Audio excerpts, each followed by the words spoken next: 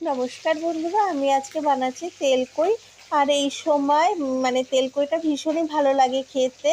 তেলকইয়ের জন্য তেলের পরিমাণটা একটু বেশি লাগে। আমি বেশি করে তেল দিয়ে মাছটা হালকা করে ভেজে নিয়ে ওই তেলের মধ্যে আমি দিয়ে দিয়েছি গোটা গরম মশলা, তাতে এলাচের পরিমাণটা একটু বেশি দিয়েছি, গোটা জিরে, তেজপাতা ফোড়ন দিয়ে তারপর আমি পেঁয়াজ বাটা দিয়েছি। পেঁয়াজটা বেশ একটু ভাজা ভাজা হয়েছে, কাঁচা গন্ধ চলে গেছে পেঁয়াজের, তখন দিয়ে দিয়েছি রসুন বাটা।